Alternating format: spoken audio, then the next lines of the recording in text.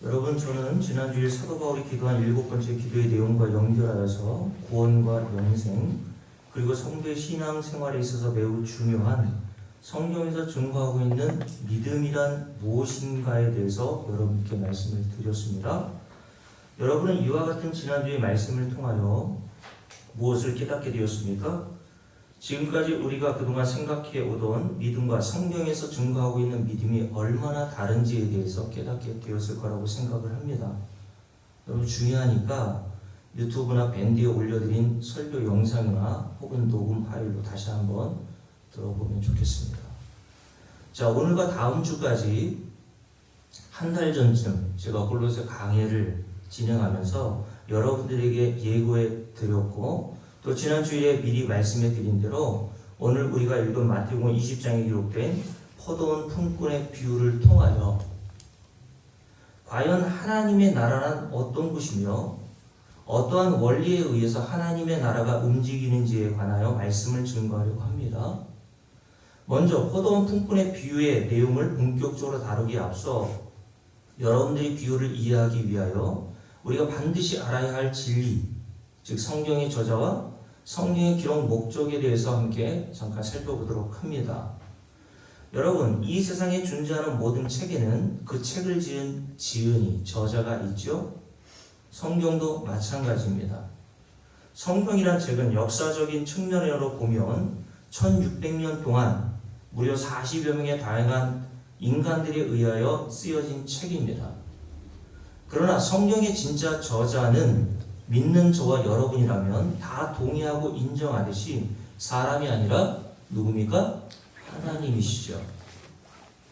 그래서 사도 바울은 자신의 영적인 아들이요 말씀을 맡아 교회에서 복음을 증거하도록 부름을 받았던 오늘날 저와 같은 목사의 신분이었던 디모데에게 쓴 편지인 디모데후서 3장에서 여러분 잘 아는 말씀이죠? 3장 16절 모든 성경은 하나님의 감동으로 되었다라고 이야기했습니다. 그래서 모든 성경이라고 얘기했습니다. 공동번역 성경에서는 이 부분을 모든 성경은 하나님의 계시에 의해 기록된 것이라고 번역을 했단 말이죠. 계시란 무엇입니까? 국어사전에 의하면 사람의 지혜, 지식으로는 알 수 없는 진리를 신적인 존재, 즉 우리가 믿는 하나님께서 직접 깨우쳐 알게 하신 것을 계시라고 합니다. 그러니 성경이란 제가 앞에서 이미 말씀드렸듯이 1600년 동안 40여 명의 저자들을 통해서 기록된 것이기는 하지만 이들을 통해서 하나님께서 스스로의 능력과 힘으로는 알 수 없는 진리를 하나님이 직접 개입하셔서 이들에게 계시를 주심으로 성경을 기록하게 하셨단 말이죠. 그래서 사도 베드로는 자신이 쓴 베드로서 1장에서 성경에 대하여 이렇게 얘기합니다. 찾아보진 않을게요. 시간이 없으니까요. 베드로서 1장 20절부터 21절입니다. 먼저 할 것은 성경의 모든 예언이라 했습니다. 일부가 아니에요. 성경의 모든 기록된 말씀은 사사로이 풀 것이 아니다 라고 얘기했어요. 먼저 인간의 지식과 인간의 지혜로는 성경을 이해할 수 없단 말이죠. 그래서 인간이 성경을 문자로 보면 사사로이 풀게 되는 거예요. 성경의 원래의 저장 목적과 성경에서 그 문맥에서 말씀하고 있는 의도와 이유를 전혀 알지 못한 채 성경적인 단어 하나만 가지고 이것이 하나님의 뜻인 양 사람들에게 가르치고 그것을 또 받아들이는 사람들이 교회에 많습니다. 그러나 이렇게 성경은 인간이 사사로이 풀 것이 아니다라고 얘기하면서 예언은 성경을 얘기하는 겁니다. 언제든지 사람의 뜻으로 낸 것이 아니요 오직 성령의 감동하심을 받은 사람들이 하나님께 받아 말한 것이니라 라고 얘기했습니다. 이 부분을 마지막 부분입니다. 공동번역에서는 이렇게 번역했어요. 성경은 인간의 생각에서 나온 것이 아니라 사람들이 성령에 이끌려서 하나님께로부터 말씀을 받아 전한 것이다 라고 이렇게 번역했거든요. 그러면 다시 말씀드릴게요. 우리가 들고 있는 구약 성경뿐만 아니라 신약을 포함한 모든 성경은 실제적인 저자가 누구라는 얘기입니까? 하나님이시라는 얘기잖아요. 그죠? 여러분들이 이것을 인정하지 않으면 여기 앉아 계실 필요가 없는 거죠. 그러면 여러분, 성경을 저술하신, 저자이신 하나님은 어떤 분이시라고 성경은 또 우리에게 가르치고 있나요? 신명기 32장 4절에 이렇게 말씀합니다. 그는 반석이시니 그가 하신 일이 완전하고 그의 모든 길이 정의롭고 진실하고 거짓이 없으신 하나님이시다라고 얘기했습니다. 맞습니까? 그러니 이 성경의 저자가 하나님이시고 하나님이 진실하고 거짓이 없으신 분이시라면 우리가 들고 있는 이 성경의 모든 말씀은 진리만 담고 있겠죠. 아멘. 맞습니까? 아멘. 아마 수많은 교회에 나와 앉아 여러분들과 저처럼 오늘날 예배드리는 모든 성도들도 성경의 저자가 하나님이시라는 것에 대해서는 아무도 부인하거나 부정하지는 않을 겁니다. 그런데 여러분, 제가 여러분께 말씀드렸잖아요. 두 번째 진리가 중요하죠. 성경의 저자가 하나님이시라는 이 진리를 아는 것보다 더 중요한 게 뭐냐 하면, 그렇다면 하나님께서 왜 이 성경을 우리에게 주셨냐는 거예요. 즉 성경을 기록하신 하나님의 의도와 목적이 무엇이냐는 겁니다. 성경의 저자가 하나님이시라는 것을 아는 것보다 왜 하나님께서 이 성경을 저술하게 하셔서 저와 오늘날 우리 성도들에게 주셨는지를 아는 것이 훨씬 더 중요하죠. 여러분, 모든 책은 저자가 있고 그 책에는 그 저술한 저자의 의도와 목적이 분명히 담겨 있겠죠? 안 그래요? 예를 들어 우리가 잘 아는 흥부전, 심청전을 쓴 저자는 무엇을 의도하여 이 이야기를 썼겠습니까? 가난하지만 착하고 심성 고운 흥부와 효심이 지극한 심청이처럼 선을 행하면 복을 받고 놀부와 같이 악을 행하면 징계를 받으니 이 세상을 살면서 좀 남에게 선을 행하며 살라는 권선징악을 목적으로 담고 있는 이야기입니다. 그러니 모든 책을 쓴 저자가 이러한 의도를 가지고 자신이 책을 썼다면 성경의 저자이신 하나님 역시도 성경을 기록하셨을 때 분명한 의도와 목적을 가지고 계셨을 것은 명약관화, 즉 의심할 여지가 없습니다. 그러면 다시 여러분께 묻겠습니다. 하나님께서 1600년 동안 모세나 사도 바울과 같은 40여 명의 저자들을 동원하셔서 알지도 못하는 계시를 주심으로 성경을 기록하게 하신 이유와 목적이 무엇입니까? 여러분, 이것을 알지 못하고 여러분들이 성경을 연구하고 읽는 것은 의미가 별로 없어요. 왜요? 이 목적과 의도를, 하나님이 저술하신 목적과 의도를 알지 못한 채 성경을 읽으면요, 다 인간은 자기 중심으로 성경을 보거든요. 그렇죠?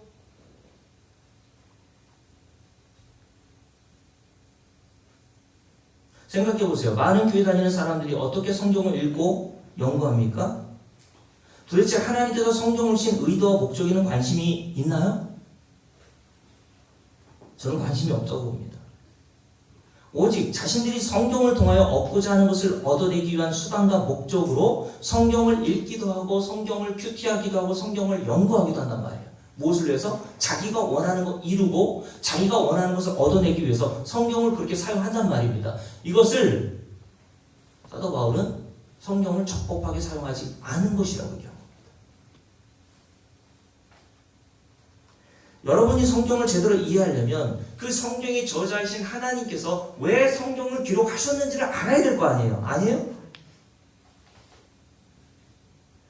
그런데 그런 것에는 관심이 없고 오직 자기가 원하는 것을 얻기 위한 목적으로 성경을 읽기 때문에 그런 자들이 모인 교회 안에서 목사들은 강단에서 뭘 얘기해 줍니까? 기도 응답받는 비결, 복받는 비결, 행복하게 사는 비결, 도덕과 윤리적으로 성화되어가는 비결, 또 언제부터인가 성경적이지도 않은 것인데 우후죽순처럼 교회 안에 퍼져가고 있는 재정부흥의 비결, 교회가 부흥하고 성장하는 비결, 이런 것들을 강단에서 이야기를 해줘도 성도들은 무조건 아멘이래요. 무조건.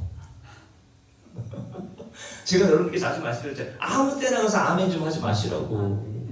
저 평화의 동산 가면요, 그냥 아무 때나 아멘이야. 아무 때나. 왜 그렇습니까? 도대체 성경에서 하나님께서 우리에게 주신 이유와 목적이 모르니까 지난주에는 목사가 이런 식으로 이야기했는데 오늘은 목사는 또 다르게 얘기해. 둘 다 아멘이에요. 그것도 아멘, 이래도 아멘.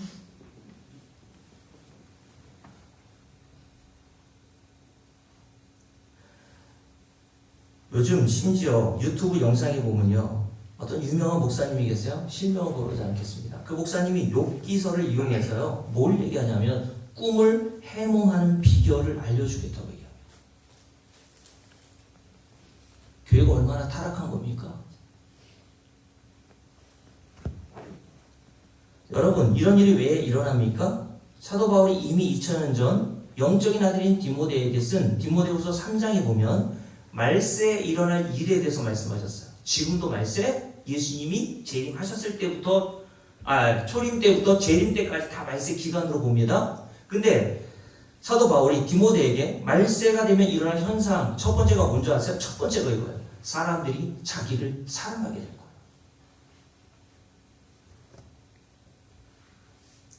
인간이 자신에 대하여 이 정도로 관심이 많고 사랑하고 있기 때문에 모든 성경을 자기가 원하는 방식대로 해석하고 자기가 원하는 대로 성경을 사용하더란 말이죠.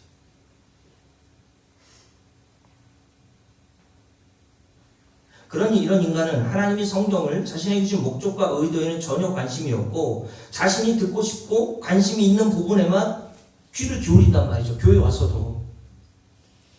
자기가 관심 있고 자기가 원하는 걸 들려주면 목사를 설교 잘했다고 합니다. 도대체 설교를 잘하고 못하기의 기준이 뭐예요? 많은 분들이 어떤 목사님의 설교를 듣고 은혜 받았다고 하는데 여러분들이 은혜 받았다고 하는 기준이 뭡니까?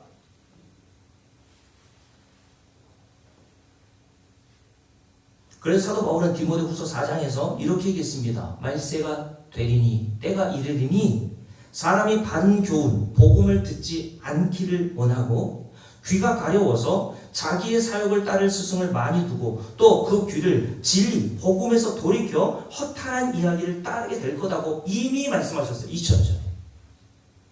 요즘 시대가 바로 그런 시대 아닙니까? 교회 강단에서 얼마나 허탄한 이야기들을 많이 이야기해줘요.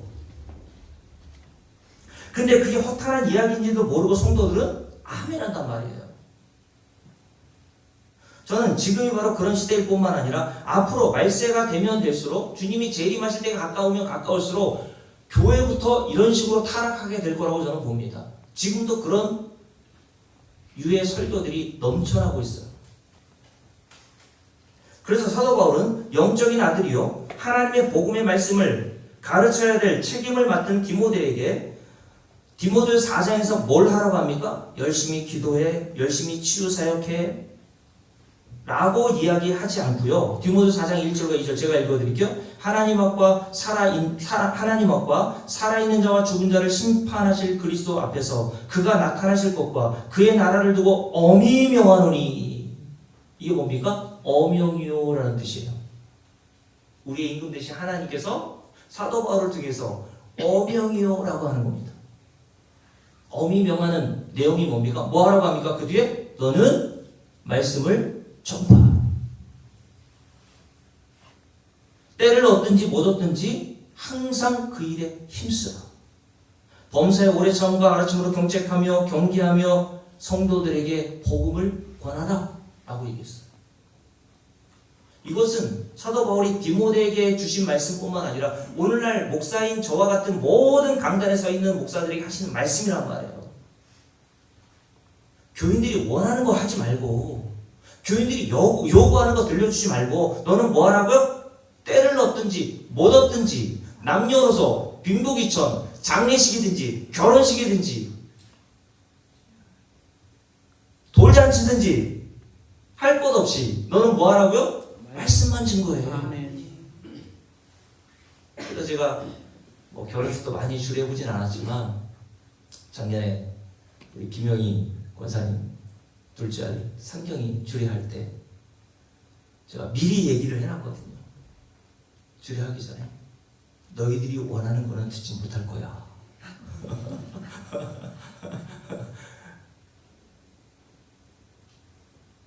때를 얻든지 못 얻든지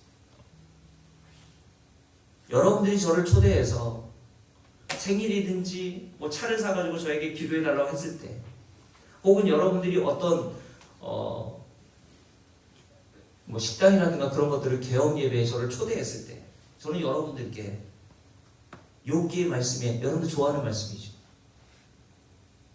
시작은 미약하였으나 내 끝은 장대하리라.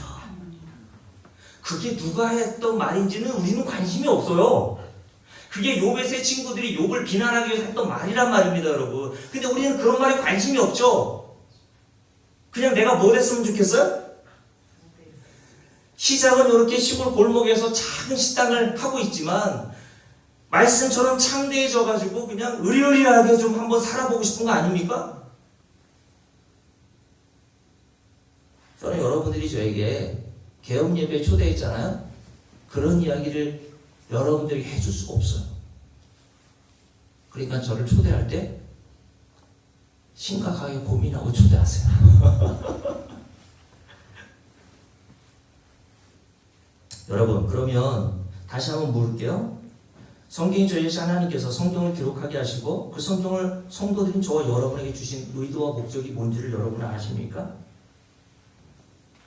우리 주님께서 요한복음 5장에서 당시 성경을 어릴 때부터 읽고 달달달 외우기까지 했던, 전문적으로 성경을 연구하고 유대 백성들에게는 율법의 교사들이었던, 그리고 그래서 율법을 가르치고 있었던 바리새인과 서기관들과 제사장들에게 하신 말씀을 보면 왜 우리에게 성경을 주셨는지가 명확하게 기록되어 있습니다. 여러분, 중요하니까 찾아볼게요. 요한복음 5장 39절 40절 말씀입니다. 여러분, 내 시작은 미약하였으나 그건 다 잊어버리시고요. 요걸 외우세요. 여러분들이 좋아하는 거 외우면 다 망하는 겁니다, 여러분. 자, 요한복음 5장 39절 함께 읽습니다. 너희가 성경에서 뭐를 얻는 줄 알고? 영생을 얻는 줄 알고 생각하고 성경을 열심히 연구해왔다는 거예요. 누가요? 바리새인과 서기관과 대제사장들이, 율법 교사들이. 성경은 영생을 얻기 위하여 이들이 열심히 성경을 연구해왔습니다. 그래서 결론이 뭐였습니까? 하나님이신 율법 명령대로 잘 지켜 행하면, 신명기 28장 29절 30장, 그죠? 우리가 문자로 보면 그렇게 보이잖아요. 요 명령대로만 하면 내가 복을 받고 영생이나 구원도 얻을 수 있다라고 생각해서 열심히 연구하여 결론적으로 그 결론으로 유대 백성들에게 그런 식으로 가르쳤단 말입니다. 그러면서 이렇게 말씀하시죠? 그러나 이 말씀에 줄을 쫙 적어 놓으세요. 이 성경이, 여기서 성경은 뭘 의미할까요? 구약을 얘기하는 겁니다. 왜냐하면 예수님 이 당시에는 신약이 아직 완성되기 전이었으니까, 그죠? 성경, 구약 전체가 줄을 그으시라고 했죠? 곧 누구에 대하여? 내게 대하여 증언하는 것입니다. 그러나 너희가 영생을 얻기 위하여 내게 오기를 원하지 아니하는도다 라고 말씀하셨다. 여러분, 모든 성경, 구약이나 폭넓게 말하면 신학에 이르기까지 모든 성경은 하나님께서 1600년 동안 40명의 저자를 동원하여서 쓰게 하신 목적이 뭐예요? 예수 그리스도 한 분을 증언하기 위해서 주셨단 말이에요. 믿어요, 여러분? 이걸 모르니까 성경을 잘못 이용하고 있는 거예요. 그래서 여러분들께 말씀드렸잖아요. 여러분들이 성경을 이해하고 연구하는 데 있어서 필수적으로 이 부분을 꼭 염두에 두시고 성경을 읽고 연구하시란 말이에요. 그리고 나서 큐티도 하시고, 그리고 나서 모든 일을 다 하시란 말이죠.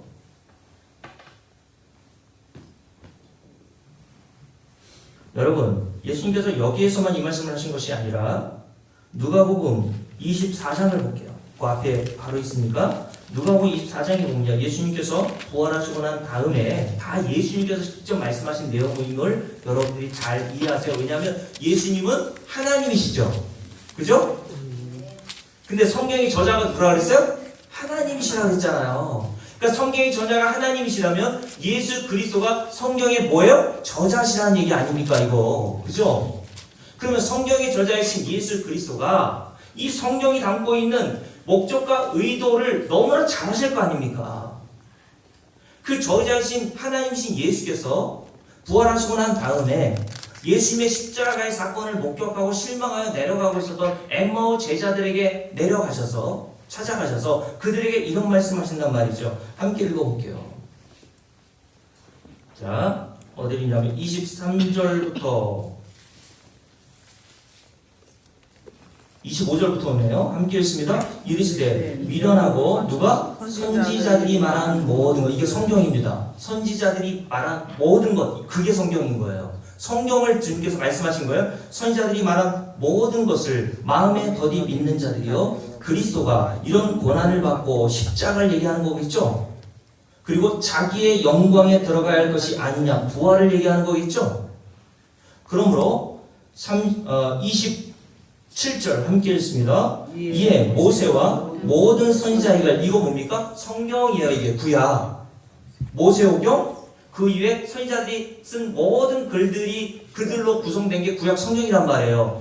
이 모세와 모든 선지자들의 글로 시작하여 모든 성경이라 그랬어요. 일부가 아니에요. 모든 성경에 쓴 바, 누구에 관한 것? 자기에 관한 것을 자세히 설명하시니라. 자기는 누구예요? 예수 그리스도 자신을 얘기하는 거잖아요. 야, 구약의 모세나 그 이외에 예레미야 선지자, 이사야 선지자, 수많은 선지자들이 써오는 그 모든 구약 성경이 다 나에 관해서 이야기하고 있었던 거야.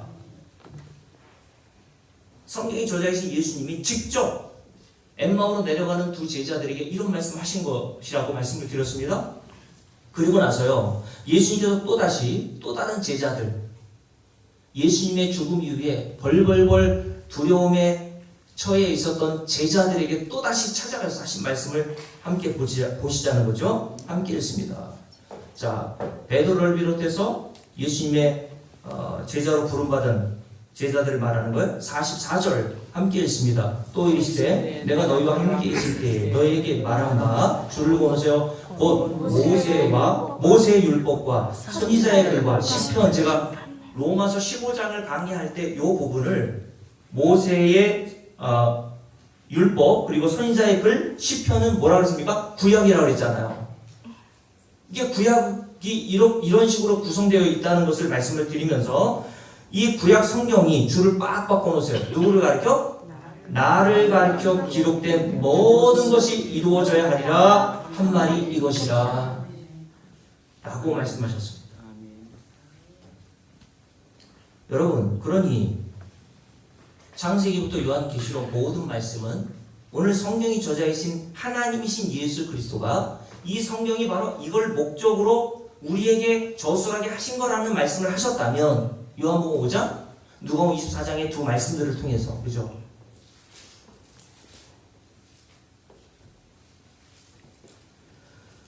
그래서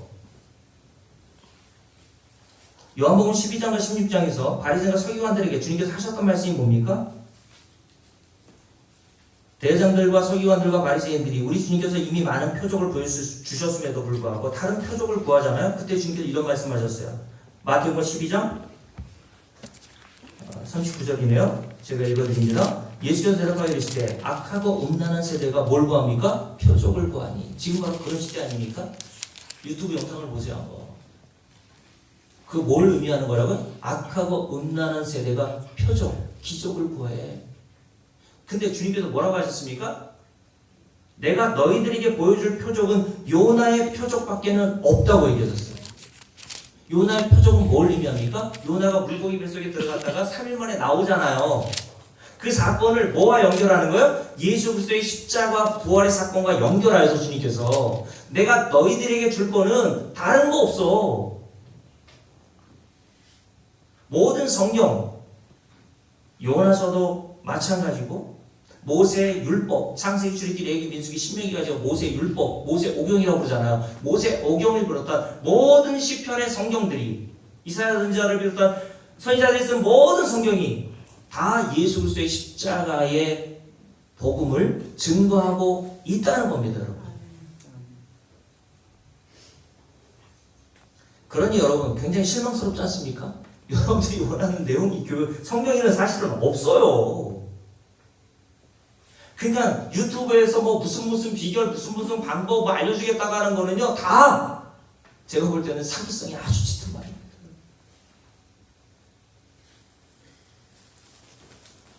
즉 성경은 하나님께서 창세 전에 계획하여 주셨던 아들이신 예수 그리스도의 십자가를 통하여 죄인인 저와 여러분을 어떻게 구원하여 내셨는지를 보여주기 위한 목적으로 성경을 기록하신 겁니다.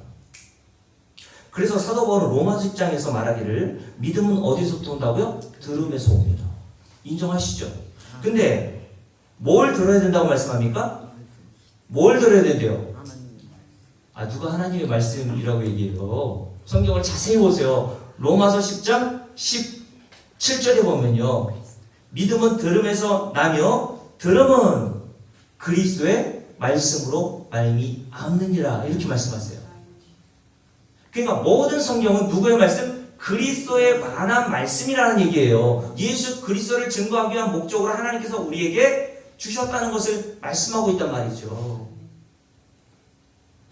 그래서 여러분 사도 바울이 이 진리를 깨닫고 나서 사도 바울도 바리새인으로서 열심히 율법을 지켜 행하면 영생을 얻는다고 생각했던 자 아닙니까? 그런데 하나님의 계시로 말미암아 인간의 지식으로는 깨달을 수 없어 하나님이 계시를 준다 그랬죠. 계시로 말미암아 이 성경 전체가 누굴 담고 있어요? 예수 그리스도의 십자가의 복음만을 담고 있다는 사실을 깨닫고 나서 고린도 교회 성도들에게 이와 같이 이야기했습니다. 고린도전서 2장 2절입니다. 내가 너희 중에서 예수 그리스도와 그가 십자가에 못 박히신 것 외에는 다시요. 내가 너희 중에서 예수 그리스도와 그가 십자가에 못 박히신 것 외에는 아무것도 알지 아니하기로 작정하셨습니다. 여러분 왜 사도 바울은 탁월한 두뇌를 가진 자로서 당대의 위대한 그리스 철학자들과도 대화할 수 있을 만큼 정도의 소양을 지녔고 율법에도 능통한 전문가였음에도 이제 예수 그리스도의 십자가의 복음 이 진리 이외에는 다른 것을 성도들에게 증거하기를 원하지 않았던 것일까요? 요한복음 17장 3절에 보면 예수님께서 영생에 대하여 이렇게 말씀하셨죠. 영생은 교회 다닌다고 영생 얻는 거 아니에요, 여러분. 유일하신 참 하나님과 그가 보내신 자 예수 그리스도를 아는 것이 영생이라고 그랬어요. 그러니까 유일하신 참 하나님은 예수 그리스도를 통해서 나타나셨죠. 하나님을 아는 건 곧 그의 아들 예수 그리스도를 안단 말이에요. 여러분들이 십자가를 통해서 무엇이 구원이고 무엇이 영생이고 무엇이 하나님 나라에 들어가는 것인지를 알지 못한다면 여러분은 영생, 구원을 얻은 자가 아닌 거예요.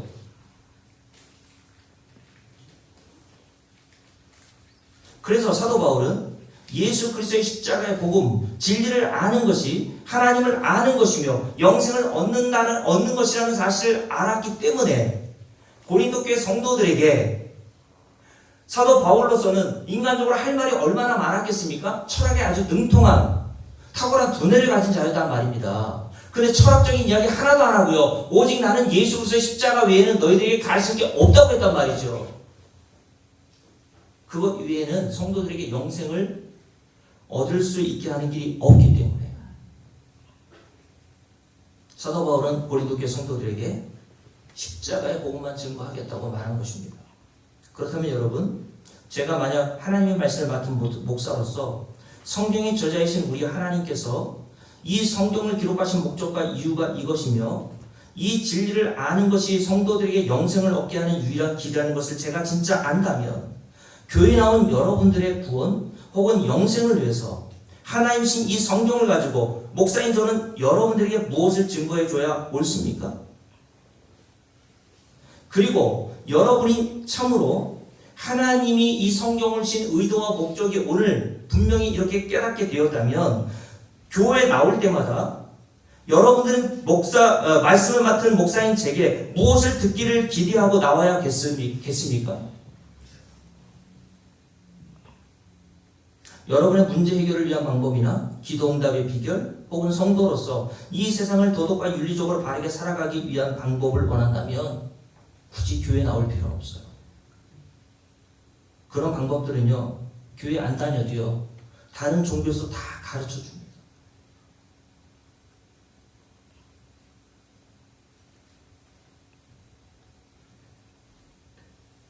그러니 여러분, 어떤 목사가 참된 복음을 전하는지 아니면 성경에서 말하는 다른 복음 혹은 율법을 전하는지 어떻게 압니까? 잘 들으세요. 예수 이름을 많이 사용하면 복음을 증거하고 있다고 많은 사람들이 생각하는데요. 이단에서도요, 예수의 이름을 많이 인용하여 사용합니다. 그러면 지금 내가 목사로부터 듣고 있는 말씀이 복음인지 아닌지를 어떻게 구분하냐는 말이에요.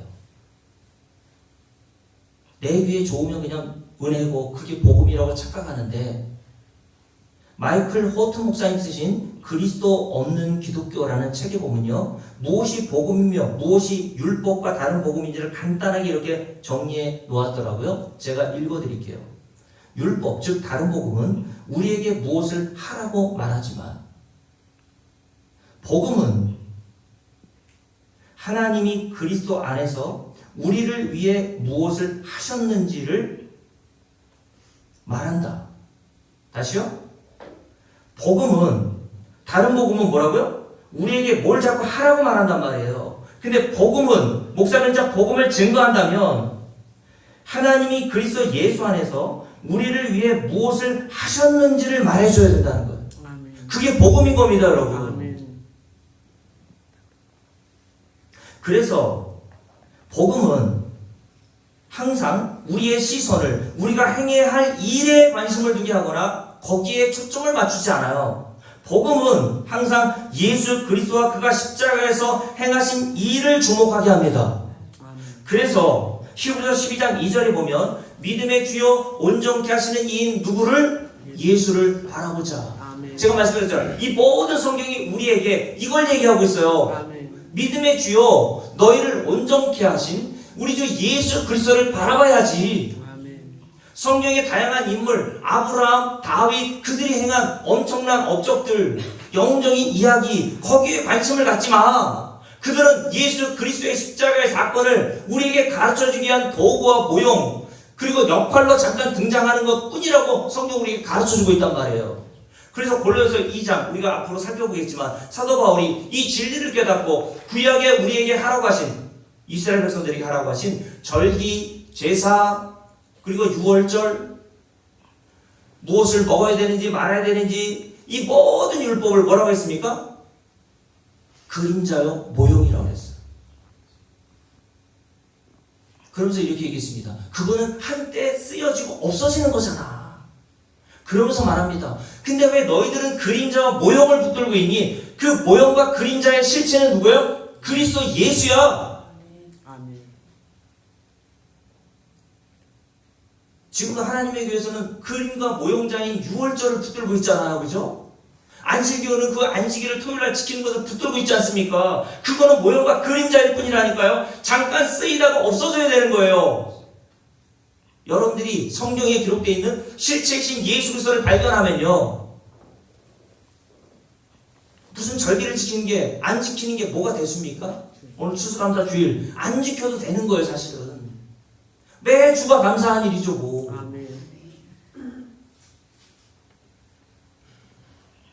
근데 꼭 추수감사절날 또 우리가 많은 또 예전보다 또 많은 헌금을 또 이렇게 드리지 않습니까? 감사해요.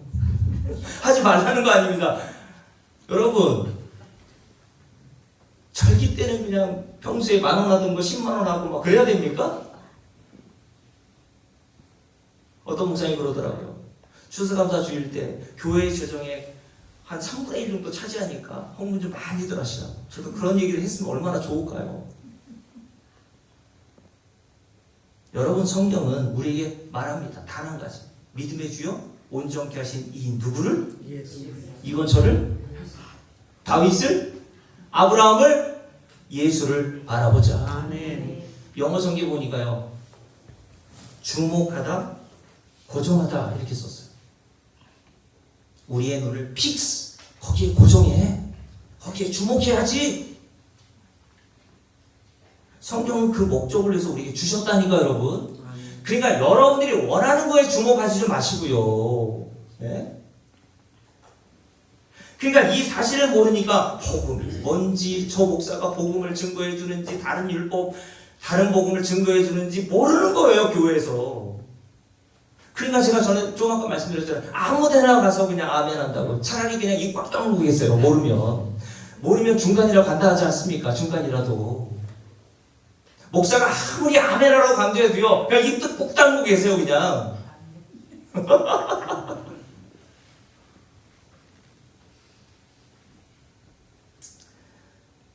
여러분, 성경은 우리에게 다시 정리합니다.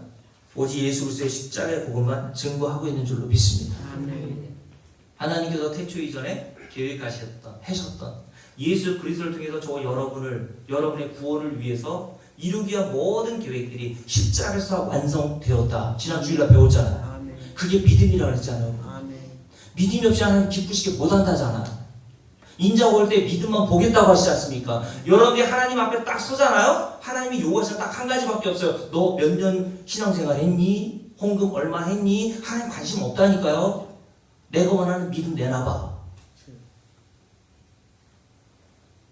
근데 인자가 올 때 믿음을 볼 수 있겠느냐고 하신 것은 믿음을 볼 수 있는 확률이 거의 없다는 뜻이라고 말씀드렸잖아요. 왜요? 교회에서 믿음이 뭔지를 배우지 못했기 때문에. 이 사람이 가지고 있는 믿음이 다르고 이 사람이 가지고 있는 믿음이 서로 달라요. 다 인간의 행위를 근거로 기준으로 해서 그 사람의 믿음의 여부와 믿음의 좋고 나쁨을 판단하지 않습니까? 근데 그 사람의 속을 누가 알아요?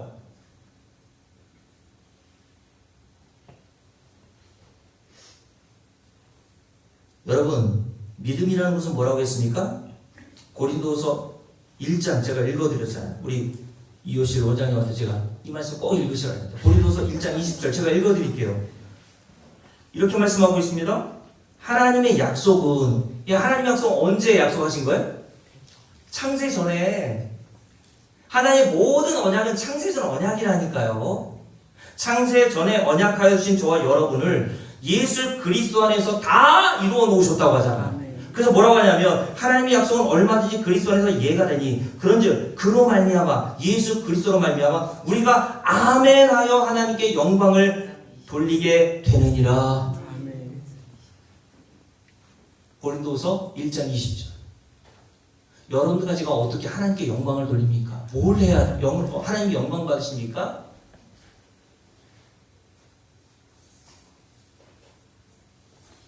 피조물에 불과하고 먼지에 불과한 저와 여러분이 뭘 해야 하나님께 영광을 돌릴 수 있어요? 도대체 하나님이 원하시는 여러분과 저에게 받으시는 영광은요, 예수 믿는 거라니까요, 여러분.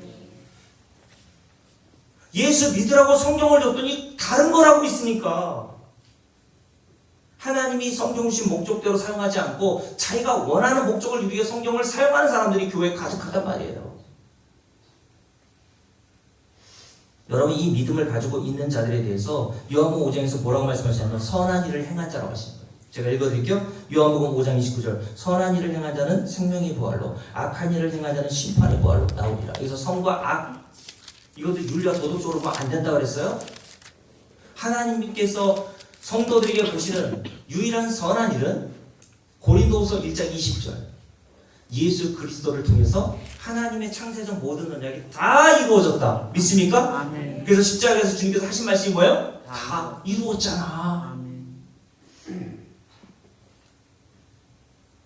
그 믿음을 선한 일을 행한 자로 판단하시고, 요한계시록 19장에서는 이것을 성도들의 옳은 행실이라고 얘기하고, 이것을 성경에서는 성도들이 하나님께 행하는 순종이라고 하는 거예요. 여러분들 뭐 율법을 가지고 이걸 순종해서 저거 순종하라 하는데요, 왜 일부만 순종하라고 합니까? 순종하려면 다 하라고 했잖아요.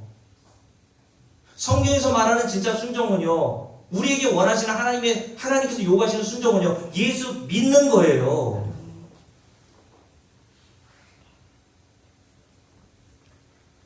그러니 여러분, 성도의 신앙생활이란 하나님이 창세전에 우리의 구원을 위해 작정하시고 십자가에서 행하신 일을 매일 배우는 겁니다. 매주. 그래서 하나님은 저와 여러분을 오늘 추수감사 주일에 교회로 불러 모으신 것은 믿지 않는 자들도 누구나 다 감사할 수 있는 그런 건 감사하게 하시기 위해서 부르신 것이 아니라, 이 성경을 통하여 하나님이 저와 여러분을 위하여 행하신 일을 배우고 진짜 성경에서 말하는 감사와 찬송을 하라고 불러 모으셨단 말이에요. 자, 벌써 40분이네요. 20분 남았는데 간략하게 말씀드릴게요. 지금까지 저는 여러분들에게 포도원 품꾼의 비유를 말씀드리기 전에 사전에 이 비유를 여러분들이 잘 이해할 수 있도록 하기 위한 목적으로 성경의 저자와 성경의 기록 목적에 대해서 말씀을 드렸습니다. 자, 이제 본격적으로 마태복음 20장 다시 펴볼까요? 마태복음 20장.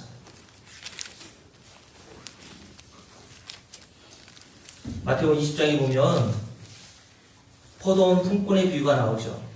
집에 가셔서요 18장부터 19장을 쭉 읽고 20장을 읽으세요. 여러분 성경은 한 권의 책입니다. 그러니까 툭툭 끊어서 읽으면 왜 이 비유가 여기 나와 있는지 이해가 잘 안 돼요. 근데 19장에 보면 사도 베드로가 그리고 제자들이 뭘 묻습니까? 이렇게 묻죠. 19장부터 볼게요. 19장 27절 함께 읽습니다. 이에 베드로가 대답하여 이르되 보소서 우리가 모든 것을 버리고 주를 따랐사온데 그런즉 우리가 무엇을 얻으리이까? 요 질문을 하고 나서 주님께서 대답하시고 20장에 포도원 품꾼의 비유가 설명되어 나오는 거예요. 그러니까 이 세상에서 살아가는 모든 인간들이 생각하는 하나님 나라의 관점과 포도원 품꾼을 통해서 하나님 나라를 우리에게 가르치신 주님의 그 말씀이 너무나 다르다는 겁니다. 그러니까 오히려 교회에서 인간의 본성과 어긋나는 진짜 하나님 나라의 원리를 가르쳐주면 받아들이기가 어려운 거예요. 왜요? 우리가 사는 이 세상 원리는요, 은혜의 원리가 적용되는 세상이 아니라 약육강식, 그죠?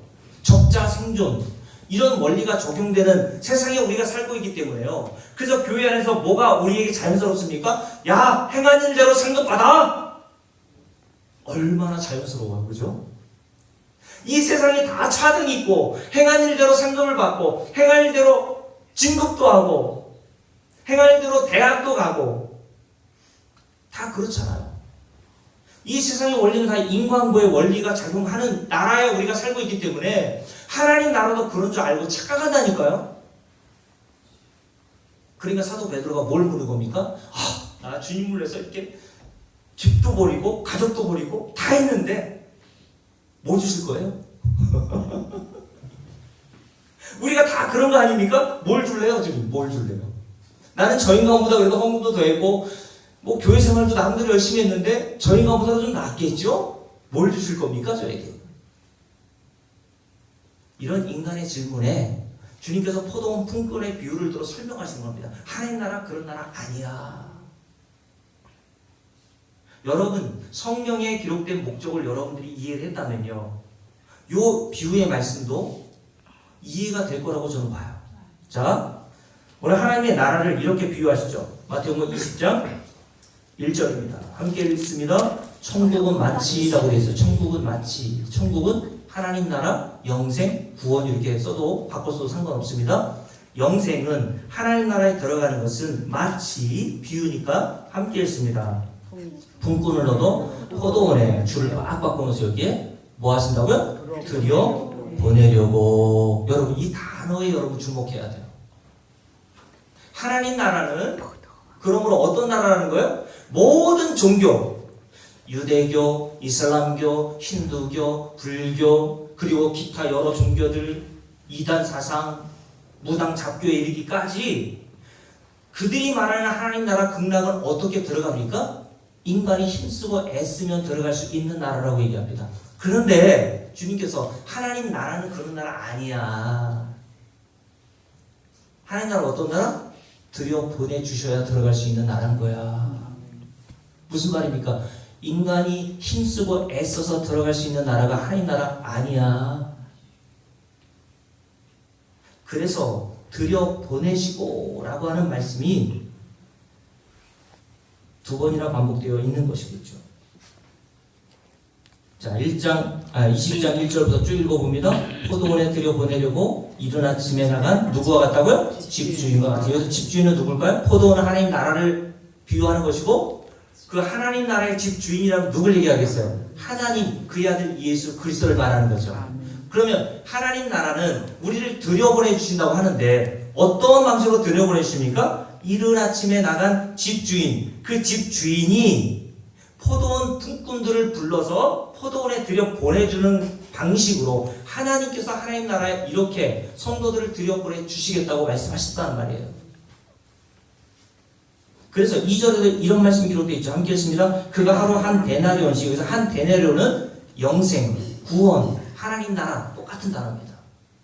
네?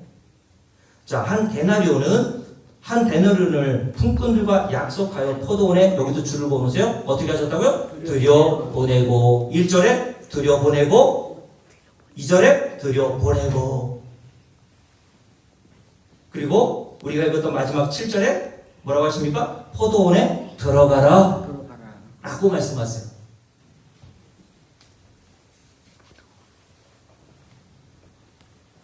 이것이 하나님의 나라라는 것을 이 포도원 비유를 통해서, 포도원 품꾼의 비유를 통해 우리에게 말씀해 주시는 겁니다. 다시 말씀드릴게요. 하나님 나라의 주인이신 하나님께서 자기 백성들을 일일이 다 찾아내셔서, 그죠? 이른 아침에 나간 집주인이 품꾼들이 찾아가는 게 아니라 주인이 찾아가서 품꾼들을 들여보내잖아요. 맞습니까? 여기 어디랑 붙으냐면 누가복음 14장의 이른 양의 비유와 이른 드라크마의 비유와 딱 맞는 비유인 거예요. 이른 양과 이른 드라크마를 누가 찾습니까? 이른 양이 찾는 게 아니라 그 이른 양을 잃어버린 목자가 밤새도록 산을 헤매며 결국 이른 양을 찾아서 자기 집으로 데려오잖아요. 그죠? 그게 구원이란 말입니다, 여러분. 이른 양은 절대 자기 집으로 홀로 찾아올 수 없다니까요. 그래서 양은요, 후각도 발달이 안 돼 있고 눈도 어두컴컴해가지고요, 그리고 맹수랑 싸워서 이길 수 있는 발톱도 없고요, 이빨도 그런 날카로운 이빨이 없어서 맹수에게 먹힐 위험이 있는 그 상태에서 어떻게 자기 집으로 돌아옵니까? 어떤 개는 뭐 수백 킬로 떨어진 장소에도 자기 집으로 찾아오는 개들이 있잖아요. 양은 못한다니까요. 그래서 주님께서 이른 양의 비유를 통해서 우리에게 말씀하시는 거예요. 너희들이 나를 찾는 게 아니라 내가 너희들을 찾아가는 거야. 맞습니까? 아멘. 내가 너희들을 찾아서 하나님 나라로 데려오는 거야. 아멘. 이른 양의 비유뿐만 아니라 이른 드라크마의 비유도 마찬가지잖아요. 누가복음 15장에 보면 그 잃어버린 드라크마를 한 여자가 어떻게 해요? 그 잃어버린 드라크마를 찾기 위해서 방을 쓸고 닫고 막 하잖아요. 그래서 부지런히 찾아 그 드라크마를 밖으로 꺼집어낸다고요. 언제까지? 찾을 때까지. 옛날 성경에는 찾도록 찾아내기까지 이렇게 번역했거든요. 무슨 말이냐면 잃은 양을 잃어버린 목자나 잃은 드라크마를 잃어버린 여인은요, 언제까지 찾는다고요? 찾을 때까지. 그 수고와 희생으로 인해서 잃은 양이 집으로 돌아오고 잃어버린 드라크마가 장롱 밑에 그 어두컴컴한 곳에 있다가 밖으로 나오는 형국과 같이 저와 여러분이 하나님과 그의 아들 예수 그리스도의 십자가의 희생과 공로에 의해서 구원을 얻었다는 사실을 우리에게 말씀해 주신다는 거예요. 이게 성경 전체의 메시지라고 그랬잖아요, 여러분.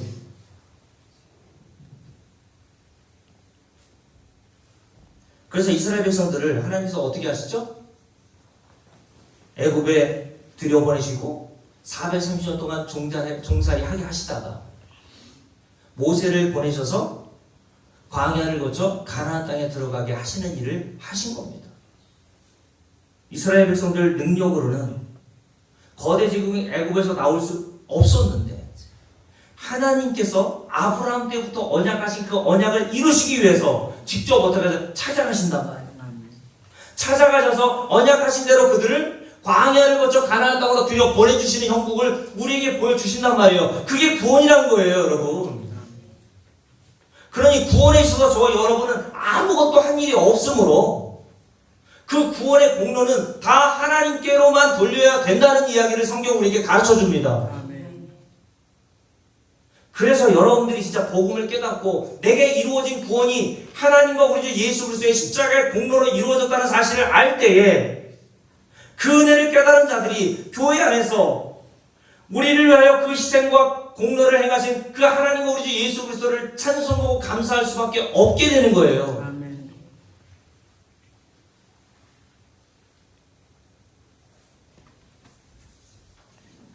여러분 성경의 모든 말씀이 바로 이것을 증거하기 위한 목적으로 우리에게 주셨다고 말씀을 드렸습니다. 그래서 여호수아서 6장을 볼까요? 여호수아 6장에 보면요, 여러분과 제가 잘 아는 말씀이 기록되어 있죠? 여호수아서 6장을 한번 보십시오. 이스라엘 백성들이 광야를 거쳐 가나안 땅의 첫 성인 어디에 도착합니까? 여리고성에 도착하는 장면이 기록되어 있죠. 그죠? 여호수아서 6장입니다. 근데 그 여리고성이라는 곳은 역사적인 고증에 의해서도 성벽이 두 겹으로 되어 있고 도저히 이스라엘 백성들이 점령할 수 없는 장소였거든요. 근데 하나님께서 그 여리고성을 이스라엘 백성들에게 점령하도록 하시죠. 여러분 잘 알듯이 하루에 한 바퀴 돌다가 마지막 일곱째 날에는 일곱 바퀴 돌고 소리를 외치자 그 여리고성 그 견고한 성이 와르르 무너지잖아요. 여러분 이 사건이 일어나기 전에 주님께서 뭐라고 말씀하시냐면 6장 보십시오. 6장 끊어졌죠? 자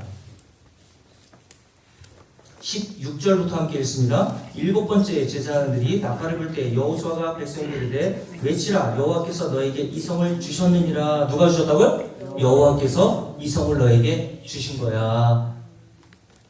자 이게 구원이란 말이에요. 구원은 인간이 뭘 해서 받는 게 아니라 이스라엘 백성들이 광야에서 한 일을 여러분 잘 하셨잖아요. 골로새 광야를 통해서 여러분들 얼마나 많이 배웠습니까? 이 사람들이 광야에서 한 일은요 하나님을 거역한 일밖에 없다니까요. 그런데 왜 이런 자들을 하나님이 약속하신 가나안 땅에 들여보내주시냐고요. 하나님은 한번 계획하신 일을 반드시 취소하지 않으시나 봐요. 아멘. 맞습니까? 아멘. 하나님은 신실하시고 진실하신 분이라고 그랬잖아요. 하나님은 우리의 행위와는 관계없이 하나님이 태초 이전에 약속하신 모든 것들을 십자가에서 다 이루어 놓으시고 저와 여러분이 거저 주시는 형국으로 우리에게 구원을 주신단 말이에요. 아멘. 그래서 오늘 여호와께서 너에게 이 성을 주셨다고 하면서 17절 말씀 봅니다. 함께 읽을게요. 이 성과 그 가운데 있는 모든 것은 여호와께 온전히 바치되 라고 되어 있어요. 여기서 온전히 바치되 이 말씀이 중요합니다. 여러분 왜 하나님께서 이스라엘 백성들에게 여리고성을 점령하고 얻었던 전쟁에서 얻은 것을 전리품이라고 하거든요. 그 전리품을 다 하나님께 바치라고 얘기했을까요? 하나님이 돈에 관심이 있나요? 우리도 관심이 있죠. 하나님은 돈에 관심이 없단 말이에요. 천지를 창조한 하나님이 무슨 돈이 필요합니까? 여러분의 주머니를 하나님께는 관심이 없어요. 근데 왜 여리고성에서 얻은 모든 전리품을 다 하나님께 바치라고 얘기했을까요? 이 당시의 전리품은요, 전쟁에 공을 세운 사람들이 전쟁의 공과에 따라서 차등으로 받았습니다. 그러니 하나님께 전리품인 모든 물건을 바치라는 뜻은 무슨 말이겠어요?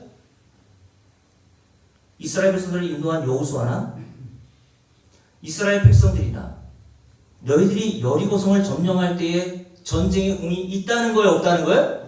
없어. 그거 알고 오라는 거예요, 여러분. 그러니까 너희들이 공이 없는데 그 모든 전리품들 하나님께 바치라고 이 여호수아를 통해서 말씀하셨다는 겁니다. 왜냐하면 여러분 여호수아서 5장을 볼까요? 여호수아서 5장에 보면요 이스라엘 백성들이 여리고성을 점령할 때에 하나님께서 뭘 명령하시냐면 2절부터 함께 쭉 읽습니다. 그때 여호와께서 여호수아에게 이르시되 너는 부싯돌로 칼을 만들어 돌로 칼을 만들어서 뭐하려? 이스라엘 자손들에게 다시 할례를 행하라 하시매 여호수아가 부싯돌로 칼을 만들어 이 할례산에서 이스라엘 자손들에게 할례를 행하니라. 여호수아가 할례를 시행한 까닭은 이것이니 애굽에서 나온 모든 백성 중 남자 곧 모든 군사는 애굽에서 나온 후 광야길에서 죽었는데 그 나온 백성은 다 할례를 받았으나 다만 애굽에서 나온 후 광야길에서 난 자는 할례를 받지 못하였습니다 라고 말씀하셨어요. 여러분 지금 곧 여리고성을 점령하고 여리고성에 진치고 있었던 가나안 백성과 싸워야 되는데 할례를 행하라고 하신 거예요. 그것도 무엇으로?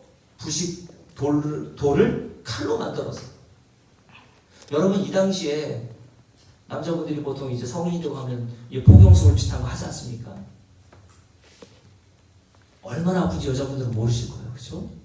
근데 하나님께서 왜 이스라엘 백성들을 전쟁을 코앞에 둔 백성들에게 할례를 행하라고 하십니까? 이건 있을 수도 없는 일이에요. 너희들의 능력과 힘으로는 가나안 땅을 점령할 수 없다는 것을 보여주시기 위한 목적으로 그들이 할례를 행하라고 하신 거예요. 너희들 힘으로 가는 나라가 하나님 나라 아닌 거야. 그래서 그 다음 목록에 누가 등장합니까? 13절 보세요. 5장 13절 함께 읽습니다. 여호수아가 여리고에 가까이 이르렀을 때에 눈을 들어 본즉 한 사람이 칼을 빼어 손에 들고 마주 서 있는지라. 여호수아가 나가가서 그들 묻되 너는 우리를 위하느냐 우리의 적들을 위하느냐 하니 그가 이르되 아니라 나는 여호와의 뭐로 왔어요? 군대 장관으로 지금 왔느니라 하는지라. 여호수아가 얼굴을 땅에 대고 엎드려 절하고 그에게 이르되 내 주여 종이에 무슨 말씀을 하려 하시나이까. 이 군대 장관이 누굴까요? 하나님 보내신 아들 예수 그리스도를 얘기하는 거예요.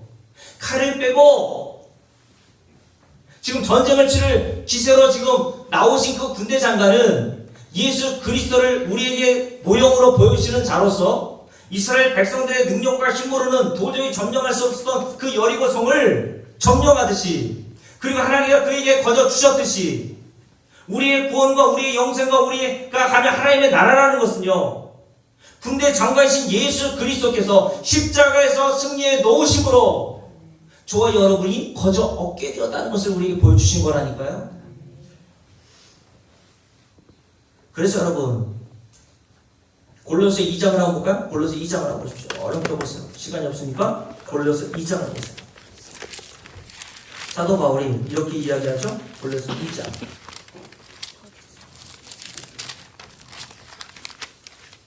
12절 함께 읽습니다. 너희가 세례로 그리스도와 함께 장사되고 또 죽은 자들 가운데서 그를 일으키신 하나님의 역사를 믿음으로 말미암아 그 안에서 함께 일으키심을 받았느니라. 또 범죄와 육체의 무할례로 죽었던 너희를 누가요? 하나님이 그와 함께 살리시고 우리의 모든 죄를 사하시고 우리를 거스르고 불리하게 하는 목적으로 쓴 증서를 지우시고 제하여 버리사 십자가에 못 박으시고 통치자들과 권세들을 무력화하여 드러내어 구경거리로 삼으시고 줄을 보내세요. 십자가로 그들을 이기셨느니라. 아멘. 아멘. 아멘.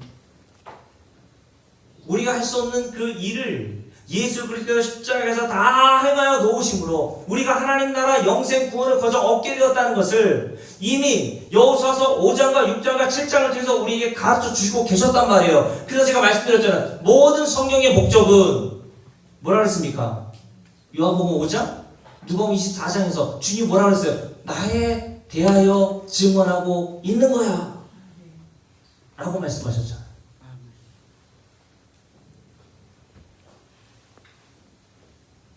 그런데 어떤 자가 나옵니까? 여호수아서 7장에 보면 온전히 하나님께 바치라고 했던 그 물건을 몰래 빼돌린 아간이라는 자가 나오죠. 그죠? 단순히 물질의 탐심 때문에 아간이 하나님의 심판을 받아 아골골장이라는 곳에 돌 무덤이 되어 죽은 게 아닙니다. 이게 인간의 실상이라는 거예요. 저와 여러분이 다 아간과 같은 자들이란 말이에요. 모든 게 다 이분은 하나님의 은혜라고 말하면서 우리의 마음 한구석에는 다 어떤 생각을 가지고 있습니까? 그래도 내가 한 게 있지라고 하는 생각이 있단 말이죠. 유튜브에 보니까 제 후배 목사님이신데 아주 큰 교회에 다니고 계시거든요. 그분이 이런 말을 하더라고요. 이찬수 목사님 여러분 얼마나 유명합니까? 그분이 목회에 성공했던 이유를 이렇게 쭉 나열하면서 그 원인 중에 가장 큰 원인으로 그의 아버지의 헌신과 희생이라고 이야기하면서 이렇게 얘기하더라고요. 하나님은 그러므로 공짜가 없어요. 하나님은 거저가 없어요. 정말 그렇습니까, 여러분? 저와 여러분의 구원과 영생과 하나님 나라 들어가는 것은 다 예수 그리스도의 십자가에서 행하신 공로로 거저 얻은 거란 말이에요. 아멘. 이 성경이 그것을 우리에게 증거해 주기 위한 목적으로 주셨다니까, 여러분. 아멘. 여러분들이 이 진리를 깨닫는 순간 어떤 자가 되는 줄 아세요? 하박국서 3장을 보면 지금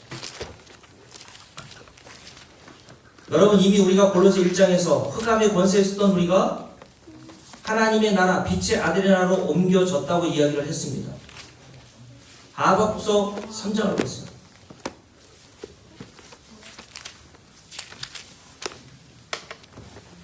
3장에 보면 하나님의 심판을 계시로 들었던 하박국 선지자가 어떻다고 이야기를 했습니까?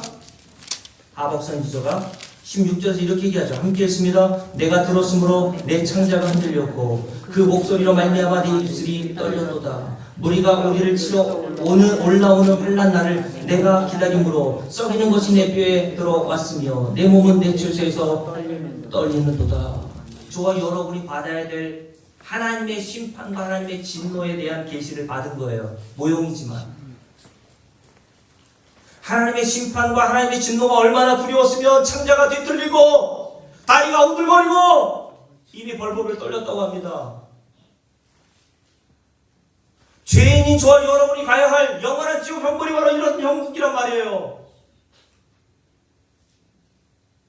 이 어마무시한 진노의 소식을 듣고 이렇게 괴로워하고 두려워 떨던 하박국 선지자가 갑자기 찬송이 나와요. 어떤 찬송이 나옵니까? 함께 읽습니다. 우리가 잘 아는 찬송이죠. 그 복음성에 나오는 말씀이죠. 17절 함께 했습니다. 비록 무화과 나무가 무성하지 못하며 포도나무에 열매가 없으며 감람나무에 소출이 없으며 밭에 먹을 것이 없으며 우리의 양이 없으며 외양간에 소가 없을지라도 이게 무슨 말입니까? 되는 일은 하나도 없을지라도 남편도 개판이요 자식들도 개판이요 사업도 되는 일도 없고 목회자인 저도 목회해봤자 그냥 20년 됐는데 고작 요 정도 모이잖아요. 되는 일이 하나도 없어요. 그런다 할지라도 하박국은 뭐라고 얘기합니까? 함께 읽습니다. 18절 나는 여호와로 말미암아 즐거워하며 어떤 하나님? 나의 구원의 하나님으로 말미암아 기뻐하리로다. 이 어마무시한 진노로부터 나를 건져내기 위해서 하나님께서 자기 아들 예수 그리스도를 통해서 행하시고 골로새 2장 십자가에서 모든 일을 다 완성하셔서 우리에게 거저 구원과 하나님 나라에 들여보내주신 그 은혜를 깨닫는 순간 유한하고 잠깐뿐이 이 세상에서 잘 먹고 잘 사는 거 의미가 없단 말입니다. 여러분 노후보다 뭐가 중요하다고요? 사후가 중요하다 그랬잖아요. 여러분 사후가 준비되어 있어요?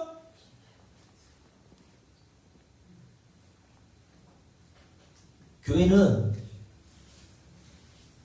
이 세상의 것들을 얻었다고 감사하고 올해 추수감사주일날 뭐 그냥 이렇게 해가지고 이렇게 다 싸우셨지만 잘하십니다. 잘하시는 거예요. 하지 말라는 거 아닙니다. 이런 것들이 없을지라도 그죠? 농사 지었는데 올해가 얼마나 뜨겁고 배추도 안 됐다면서요. 우리가 원하는 것이 하나도 이루어지지 않았다 해도 우리를 구원하신 하나님으로 말미암아 기뻐할 수 있는 저와 여러분 되시길. 아멘. 그런 추수감사주일 되시기를 주의 이름으로 축복합니다. 아멘. 주보 맨 뒤에 보면 은혜 아니면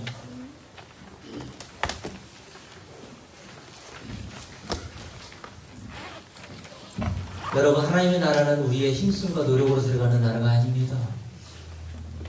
예수 그리스도의 공로로 우리를 들여보내주신 거예요. 아무한 일 없는데 죄밖에 지은 일이 없는데 그 은혜를 깨닫고 우리 함께 찬송합시다.